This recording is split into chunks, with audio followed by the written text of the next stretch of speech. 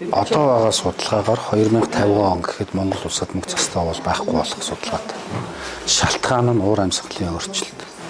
Мэдээж бид уур амьсгалын өөрчлөлтийг зогсоож чадахгүй. Гэхдээ мөнгө цас хайлж байгаа тохиолдолд хайлсан усыг тогтоон барьж усны нөөцийн хоригдлыг бий болгох замаар мөнгө цасны хайлтыг жоох ч гэсэн удаашруулах боломжтой болов гэж бодно. Ийм учраас л бид нар шүдэ угаахтаа ч ус оруулах, дээврийнхээ усыг чурамтлуулах, сум болгоно ууртай болъё, хайлж байгаа цасыг тогтоон барья л гэж бодно.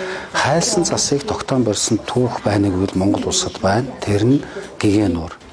Отгон тэнгэр хайрхны хайлж байгаа цасыг бид нар завхан голоор дамжуулаад гэгэн нуур дээр тогтоон барьж авч чадсан. Өөрөөр хэлбэл гэгэн нуур байгаа цагт завхан гол ширэхгүй гэсэн. Тэгвэл яг ийм байдлаар туул гол дээрээч, хэрлэн гол дээрээч, эгийн гол дээрээч, орхон гол дээрээч ховд гол дээрээч хийх боломжтой гэж бодож байна. 2050 он хүртэл хайлт дуусна гэдэг маань Алтай нурууны хойд талд ховд гол, урд талд булган гол мөнгө цас хайлж дуус хүртэл үерлэн гэсэн үг. Мөнгө цас хайлаад дууссаны дараа ширэгнэ гэсэн үг. Хэрвээ ховд гол ширэх юм бол хар ус нуур, тэгээд чон арайхын голоор дамжаад хар нуур, тэгээд хоолойн голоор дамжаад дөргөн нуур ширгэх аюултай буюу их нууруудын хотгор дээр экологийн суурил бий болох аюултай болж байна л гэсэн үг.